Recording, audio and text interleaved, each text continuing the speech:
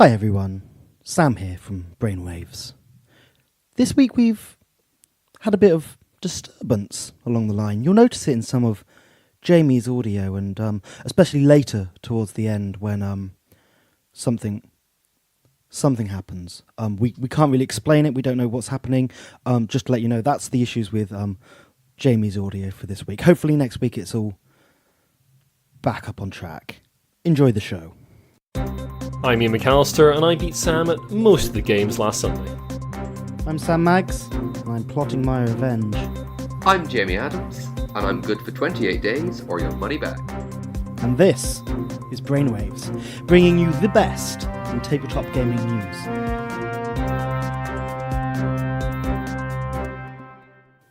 And the headlines for Sunday, the 22nd of July. Get your dinosaur on in a new Jurassic Park miniatures game. In the grim darkness of the far future, there is still free parking? And overturn your pledge for this dodgy Kickstarter. All this and more on this week's Brainwaves.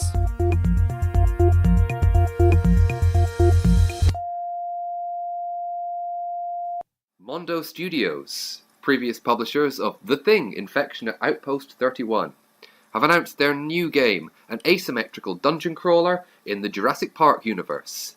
Yes, it's Jurassic Park, the Chaos Gene. You can play as one of 4 factions: InGen, the Park Visitors, Raptors, or the T-Rex. Each faction has its own unique goals for the scenarios, and as you play through, as with most dungeon crawlers, there will be leveling, XP, loot, that kind of thing. It's going to be first available at San Diego Comic-Con, and is planned for an autumn release. It's interesting, we're seeing another Jurassic Park game in such a very short space of time. Ravensburger put out Jurassic Park Danger recently as well.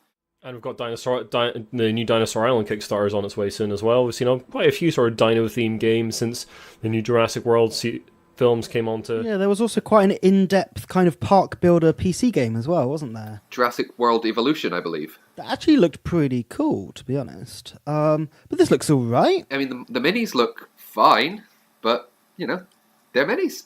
I mean, I love that you can play as the Raptors or the T-Rex. Who doesn't want to play as Raptors Fantastic. or T-Rex? There's a Goldblum miniature. There is a Goblin miniature. Not that it looks 100% Yeah, accurate. it's enough. But it it's exists. enough that you go, that is the character. Whether it looks like the actor or not remains to be seen. It's not laying down. I'm sure we'll see a bit more news come out during San Diego Comic-Con, and I'm sure maybe something at Gen Con. Seems likely, doesn't it? In Gen Con, possibly? Yeah. Boom. He's here all week. Tip your waitress. So, USA Opoly have announced possibly the strangest version of Monopoly we've ever seen. 40k Monopoly. Warhammer 40,000 license. Who's this for? That's my first question. I guess people who are fans of Monopoly and also gigantic war games. But that makes no sense. Of course it doesn't.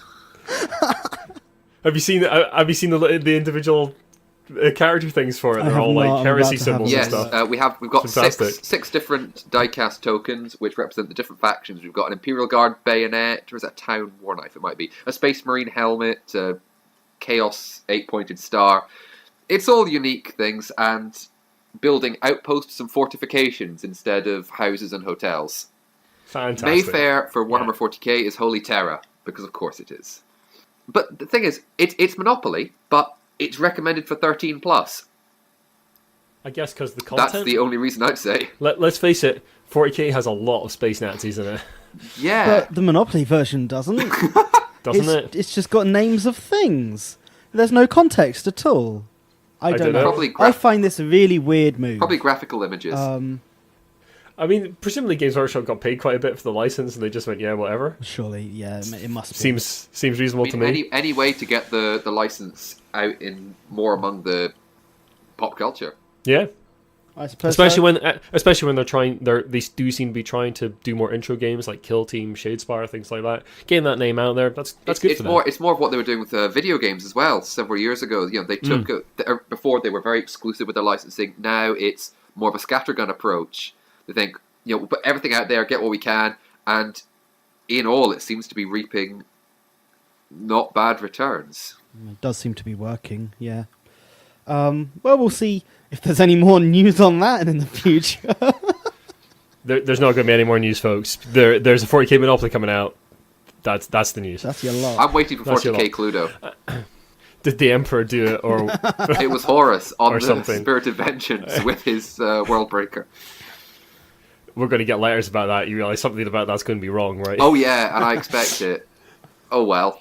And finally, in the headlines this week, it seems pretty much every week for the last little while we have talked about strange Kickstarter goings on, and this week is absolutely no exception.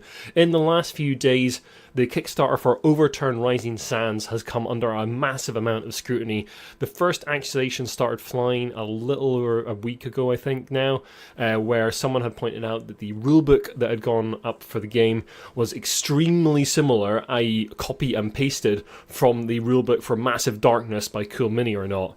I've had a look at the PDF that was put together of the rulebook side by side, and that was enough to make me put out a sort of little PSA on our Twitter feed and our Facebook page earlier today, saying steer away from this Kickstarter.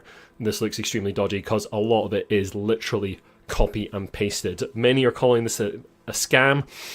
There are no actual minis produced for the game, as it's a typical sort of Kickstarter game with lots of miniatures and fancy boards and cards and stuff, everything you'd expect from a big sort of budget Kickstarter.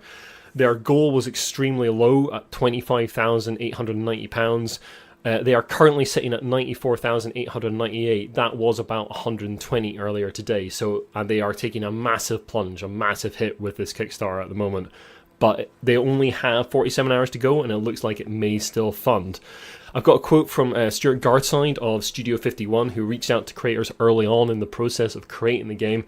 And he says that the lack of willingness to address the issues that he raised with all the stuff that was going on, the sort of questions about the nature of the Kickstarter, combined with the lack of willingness to cancel the campaign, all feels like there's something else going on. Either he's financially broke or he's quite willing to run with the cash.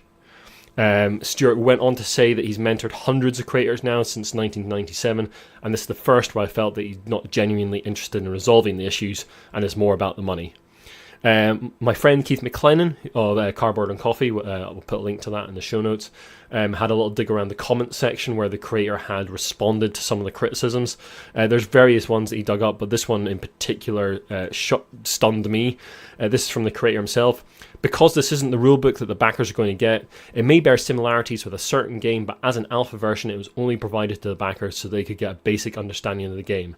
It may have backfired on us, but there's nothing much we can do about it, but to assure that the actual rulebook, not the rules, is very different in terms of presentation and organisation.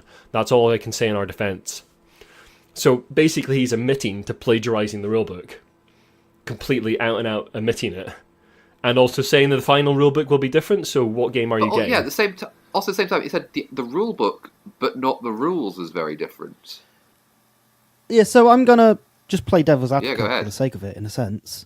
So yeah, he is just saying kind of it's the rulebook that is similar at the time. I mean, it's not similar, Sam. It is like there are literally bits that are copy and pasted from the Massive Darkness rulebook. But as he's saying there, is this just for the sake of kind of getting a formatted rulebook out to backers for the moment, and that he has kind of just gone to a game that's extremely similar to his game and said, that's a decent layout for something like this, I'm going to very much do it almost page for page, fair enough, I'm with you there. Yeah. As a way of just kind of quickly getting out something that looks pretty good out to backers so they get an understanding of what they're getting. Yeah, but the rules are literally, it's literally the same game. Okay. As far as the rulebook is concerned, as far as the rulebook they put out is literally the same as Massive Darkness. Like, there are some word changes here and there, there's some slight differences, but there's a lot of text basically literally copy and pasted in between. We'll put a link to the PDF in the show notes so people can make up their own minds. But we thoroughly encourage you to stay away from this Kickstarter. Unfortunately, it's going to be finished by the time this podcast goes out. But we'll see what happens, and I'm sure we can have a little update on Twitter or something like that. Yeah, we'll be keeping an eye on it as things progress. Breaking news, the Kickstarter for Overturn Rising Sands has been suspended. More information can be found in the show notes. Witcher series, a beloved video game series adapted by CD Projekt Red from the series of novels by Andrzej Sapkowski, I hope I said that right. Beautifully said. Thank you. Is bringing a tabletop RPG. to everyone. It's going to be released at Gen Con, and it's going to be set between The Witchers 2 and 3. Published by Talsorian Games, who are also going to be reprinting recently the updated Cyberpunk 2020 book called Cyberpunk Red. Both Cyberpunk and The Witcher have the Talsorian Games founder, Mike Pondsmith, designing. Initially, the game was announced in 2015, but Pondsmith was advising on the recently unveiled Cyberpunk 2077, and that took more time than he expected. So, now he's back, and he said, right, it's coming out in just under a month. Sounds excellent. I have not played The Witcher. Everyone tells me I should. It sounds like my kind of thing. I've read the first 2 or 3 novels of the Witcher series, which sound fantastic. I very much enjoyed them. So I think I will have a look at see how this game goes. And then I'll probably pick up Wild Hunt. I know I'm going to get a slagging by a lot of people going, "You haven't played The Witcher? What is wrong with you?"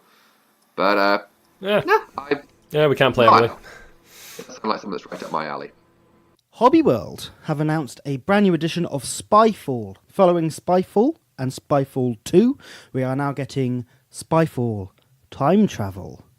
Swapping the question of where is the group to when is the group. Spyfall's one of my favourite party games, to be honest, guys. I don't know about how you feel about it. I think it's a really decent time. Spyfall Time Travel, I'm kind of up for it. I suppose it just really gives you more locations, really. More of what you want, one of those is a Western saloon. That could easily slot into Spyfall 1 or 2. They're not exactly travelling through time or anything like that. It's just more locations. Are they going to be? Do you think they'll mix them up, or I suppose you can mix them up? Yeah, I guess. I see no reason why you just can't. got to have a big database going, right, which ones are we using?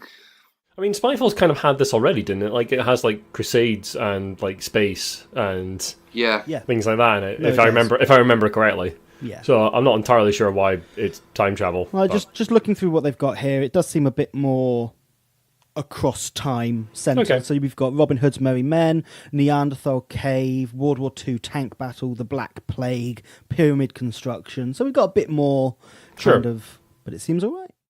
A few episodes ago, I can't remember exactly which one, we reported on the upcoming Battlestar Galactica game based on the Wings of Glory and Sails of Glory games. There's a few more details recently emerged about that. It's going to cover the classic and the reimagined series, the more modern series that was out like a few years ago. The first product out is going to be a starter set, which will be a complete game, much like the X-Wing starter sets for first and second edition. Designed as an entry point to a planned range of the Battlestar Galactica space battles products that will all follow in 2019. It's going to include 4 pre-painted, pre-assembled miniatures with special bases to support the game mechanics, which include sort of like the sort of flying that you see in Battlestar Galactica, so positional and sort of flying your ship sideways and that kind of stuff. That's all going to be in there, as I understand it. Quick start rules are included, and it's going to include people like so it's going to include like Apollo's Viper and pilot cards. Like Starbuck, Boomer, Scar is going to be in there as cards as well. So it sounds very much like it's following a sort of X-Wing format with ships and cars that you can combine together to form your troops. MSRP is going to be about $50. I'll probably translate to around about the same price over here, I would imagine, in pounds. And yeah, I'm willing to give this a go if they manage to replicate the battles of Battlestar Galactica with these games. Yeah, I'm definitely willing to give it a shot. And there's a couple of pictures on ICV2 have come out of the models, and they look pretty nice. Like the pre-painters look pretty good. Whether the actual product will be like that, don't know. As you said, what do you think? You said in reference to X-Wing miniatures. Well, look at the success of that game. It's file the serial numbers a little bit. You've just Battlestar Galactica game. Of course, they're going to try and copy that. I'm quite interested in it. So, I'm not sure there's the variety though. Like, no. There's not a huge variety of ships in Battlestar Galactica, really. True. So I don't know how long lived that line can be. I mean, if it's a good game and you can just buy it all and play it, that's fine. Well, obviously they've said they're also hope to expand the game, like X-Men did to them. Atmospheric combat rules, capital ships, and bigger things like ordnance, like missiles. I think sure. Because when you think of it, like when you get down to the nitty gritty, apart like in X-Wing or in Star Wars, initially there are very few ships, and then they went, right, what can we make up? What can we borrow from these things, and these things? And eventually the game started not scraping the bottom of the barrel, but it was like, here's some esoteric thing you probably won't have seen before, apart from one screenshot. Yeah. But here you go. I think that's why what's partly why they rebooted X-Wing, was to basically go back to the beginning and start again with the ships. From much further afield, there is currently an Indiegogo on the go for an African board game cafe and board games. Right towards the start of Brainwaves, we reported on a African board game convention that was also funding through Indiegogo. And now there's a group looking to share some of their board game designs with the world. You come back to get various games in there. There's educational games, all sorts of different types in there. They're also looking to fund a tabletop game cafe in Abidjan, Nigeria. And we wish them best of luck. It's great to see platforms like Indiegogo and Kickstarter being used to allow people from all sorts of cultures to access the board game community and share their designs and ideas. And it's always good when a community like ours gets different inputs, different cultures looking at games and showing off their designs. Yeah, like you see with film, like you see with music, like you see with literature. Certain areas of the world, I'm sure, will play games in different ways and have certain mechanics that stand out, and with modern games, I'm sure we'll get those more traditional influences come through, and just more identities from around the world. So yeah, basically we're saying diversity is good. Do not be afraid of it. It is a good thing to have a diverse player base, diverse designer base, diverse publisher base. These things are all great and bring different points of view on the world into gaming, and that's always going to be a good thing.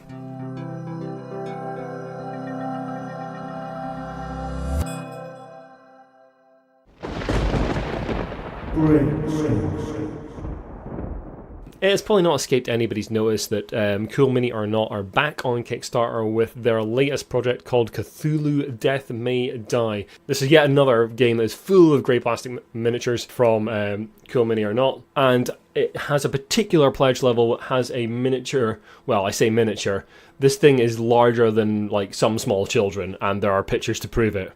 So it's about half a meter tall. This thing, it's absolutely massive, and it is tied into the final scenario in the game. So if you want the whole package, you've not got much choice other than to back at that level. The pledge to get this miniature is currently at $250 to get the Riley Rising pledge. I probably pronounced that horribly. I apologise to any Cthulhu aficionados in the audience. It's now $250. They attracted a bit of ire because they raised the price of that very slightly and the date they were going to ship it. So that pledge is now in April 2020.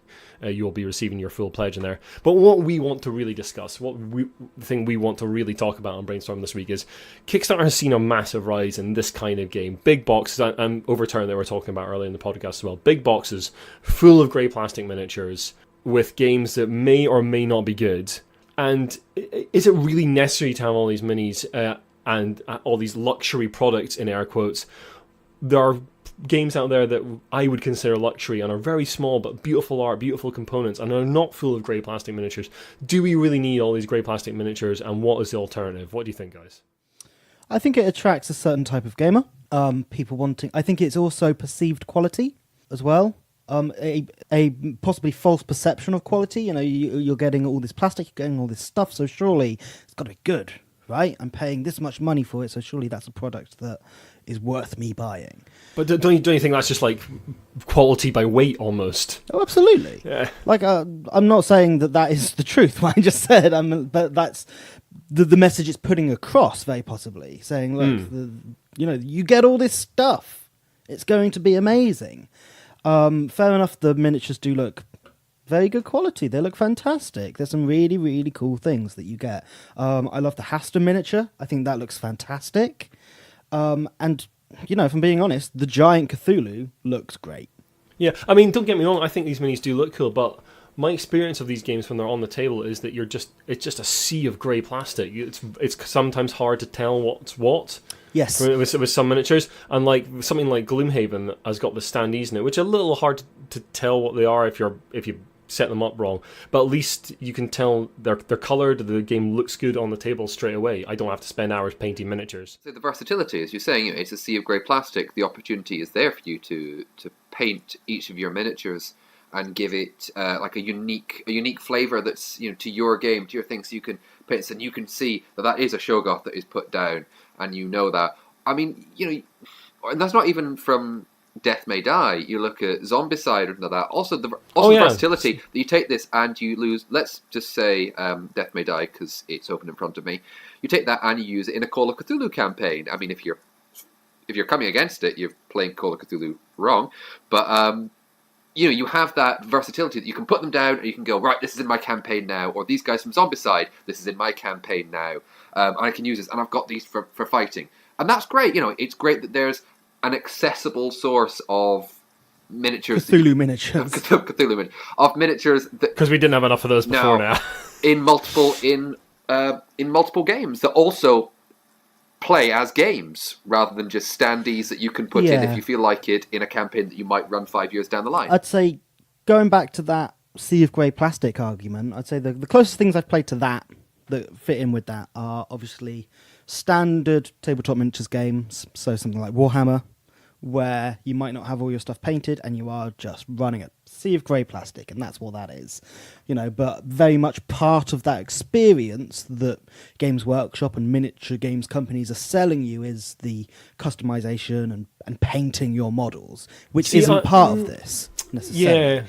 And the other game would be Imperial Assault, which is a dungeon crawler, for want of a better word. You're throwing minis down on a map and playing through that, and they don't come painted. I've painted my core set for Imperial Assault, but I've got quite a lot else for it, and that isn't painted, and that does get a bit, and that can get hard to identify certain models, identify certain things, and I'm with you there.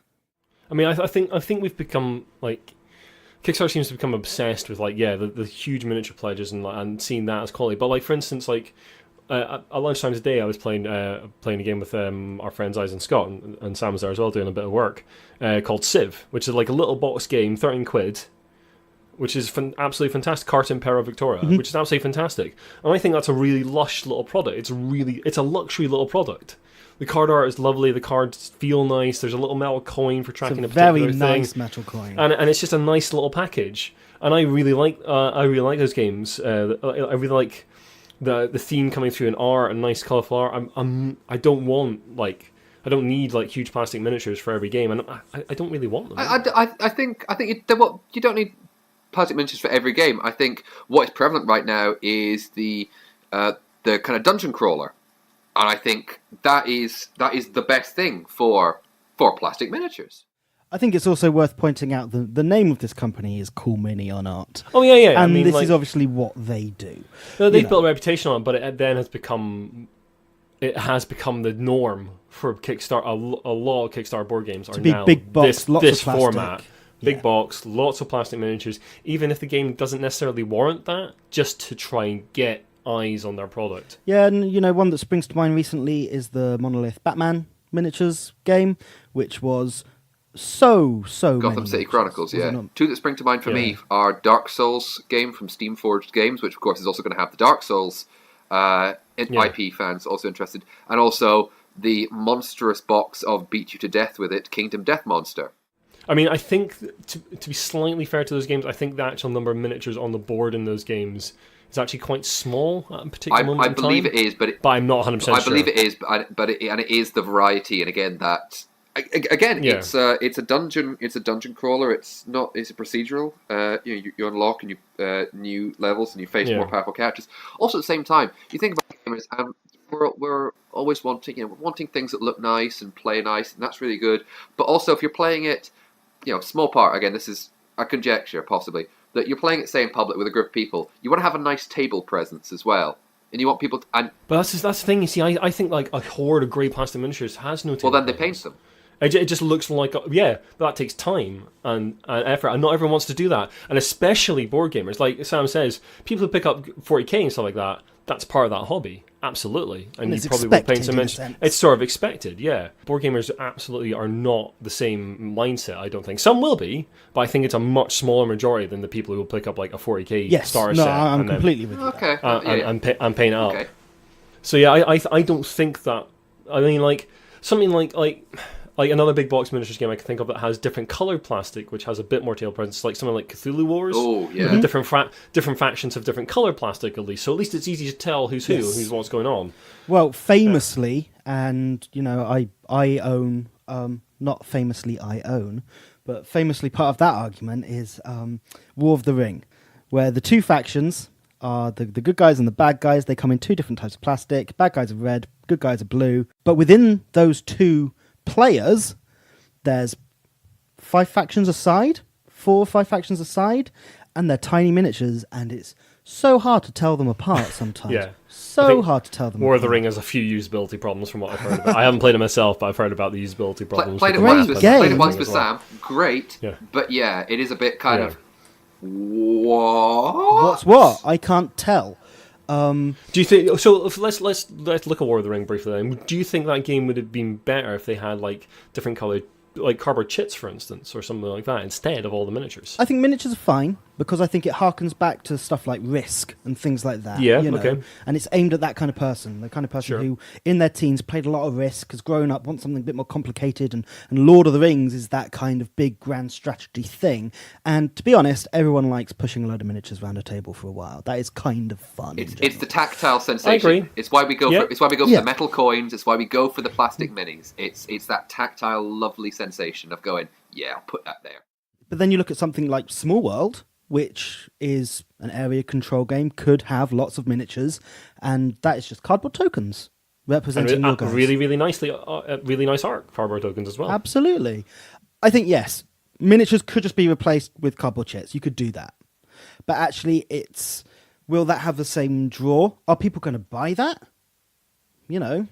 The conclusion we're trying to come to is that miniatures, although they do have their place, it isn't necessarily a luxury product if it has miniatures. All sorts of products can be luxury depending on their sort of art, their presentation, the game itself. The whole package needs to be considered for something to be like luxurious. It doesn't need to have necessarily fancy tokens or fancy wooden bits like that. If it's a small card game with beautiful art, that can be luxurious to you. It's up to you how you value these things, and you shouldn't necessarily think that just because it's got your child's weight in plastic in it that it's what you should go for. I think we need to dive into the sociological ideas behind it, because you're paying a lot of money for the, you're paying a lot of money for this. Really, the purview of this podcast is all, Jamie. I think I'm like a different podcast at all. I mean, there's plenty of brainwaves out there that do deal with psychological damage, and Probably.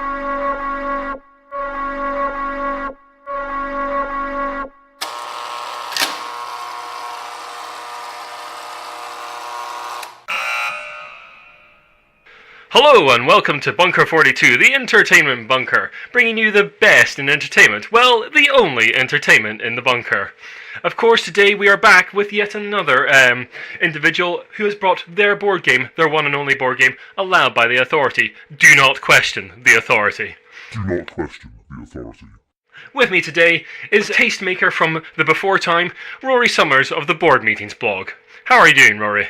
I'm well. I haven't been eating as much as I would normally like to, but I'm okay. I'm surviving. You get the rations you deserve, Rory, and you know it. Do not question the authority's rations. I do not question the authority. All hail the authority. All hail the authority. Of course, as we all know, we were all allowed one board game to bring down into the bunker. Board gaming had become the preeminent hobby of the time, and we all are grateful to our benevolent leaders for allowing us such a small consideration. What is the board game that you have brought down into the bunker, Rory? I just as the air raid sirens were blaring, as I ran down my stairs, collecting my dogs, my children, and my partner, I grabbed from my shelf my very special copy of Pandemic. And why was it that particular game that came first in your mind when you were running out of your house? Well, given the kind of the reason, how the apocalypse all came about, I thought it was quite ironic. Do not think about the event. Do not think about the event. I don't think about the event. I think about the game, which is Pandemic and completely unrelated to the event. Completely unrelated. Completely unrelated. Completely unrelated. So I snatched that from the shelf as I ran out the front door, and then made my way to Bunker 44. Here in Bunker 42, we're interested to know what it is about Pandemic that really made you want to bring it down into the bunker with you? What is it about that game that really appeals to you? What appeals to me most about that game, it's got a lot of cherished memories for me. I remember way back in 2009 when I was first introduced to it, so it harbours a lot of sentimental value for me as well. It's also just so damn fun in a really horrible way, I suppose. It's very easy to teach. It's very accessible. There's a reason why it was a gateway game. I mean, for 10 plus years before Armageddon. Do not think about the event. There's a reason why it stayed with us, why it had so many iterations, which just kind of gave it a new skin, a new breath of life.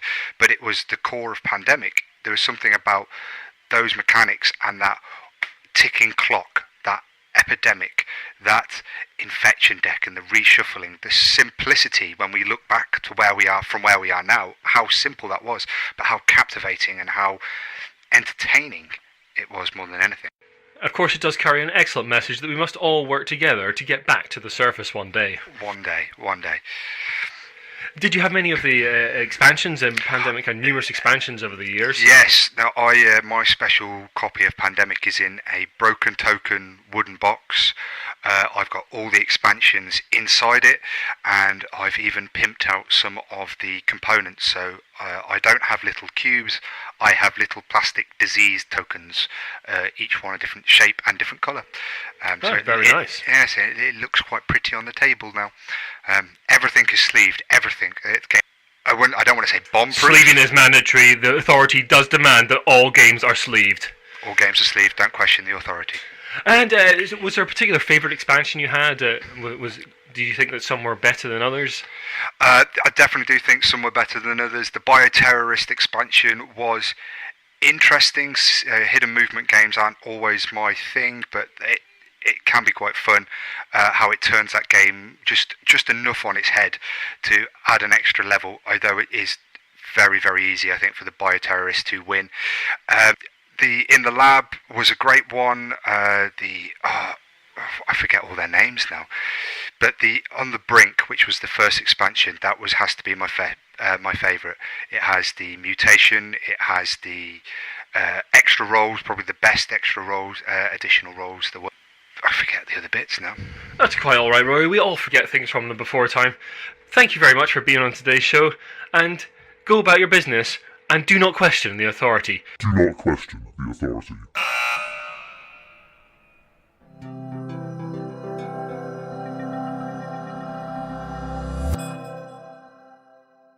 And finally tonight, Glasgow University is planning a tabletop reenactment of the Battle of Waterloo. They're hoping to set a world record for the largest ever historical war game in 28mm scale.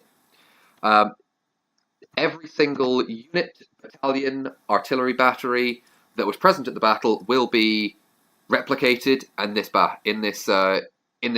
game. That's a lot of painting to do. You can apply to sponsor the event. You can apply to help manage the event. You can apply to paint for the event at the website, which we will link in the show notes. It sounds grandiose and fantastic. It seems to be going on over 4 days in June 2019. Yeah, I have absolutely zero interest in this kind of wargaming, but yeah, cool. Each their own. Maybe we should go along and have a look when it happens. Yeah. The reason they're doing it is to raise funds for archaeology and veteran support. Oh, great. And also to raise awareness of the Battle of Waterloo itself. I mean, Glasgow does have a connection with the Battle of Waterloo, in that the Duke of Wellington statue is outside the outside the Gallery of Modern Art, and is the one that has the traffic cones on his head. Almost continuously. Wasn't there a record set for that recently? How many traffic cones? Yeah, recently in the hot weather, it hit double figures of traffic cones on his head. It was wonderful. Very impressive. I'm sure there's a dexterity game on that in that. Do you know what? Now you say that, patent pending. I think that's all we have time for this week on Brainwaves. We'd just like to update everyone with the state of our Patreon. We have a $20 per month goal set at the moment. That covers the website and podcast hosting, which I'm currently paying for out of my own pocket. I'd like to not do that for too much longer. So if you like what you hear on the podcast, you can absolutely throw us $1 or $2 on our Patreon that we will link in the show notes. We're working on some merch, badges, t-shirts, that kind of thing as well, which we will put into various Patreon levels. Hopefully that over the next couple of months you will see that come to fruition. But for now, I'd like to give a shout out to our current patrons. That includes the Unlucky Frog Gaming Podcast, great folks who are doing their own thing with podcasting. We will link all these in the show notes as well.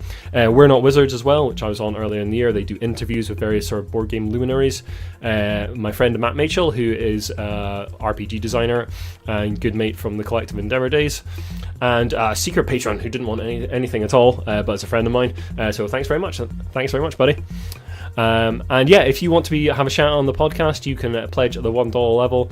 If you want to be mentioned on our website, that's the $2 level, and there's a couple of other pledge amounts on there as well, so please do go and check that out. You can also follow us on Twitter at The Giant Brain, Instagram Giant Brain UK, our Facebook page is The Giant Brain, website is giantbrain.co.uk, and you can of course get in touch with any of us at the show at giantbrainuk@gmail.com. Do drop us a line, let us know if you've got any tasty tidbits of news, got any comments on the things we discuss in Brainstorm, and if you like what you heard tonight, then please do consider giving us a rating on iTunes or your podcast app of choice. Thanks very much.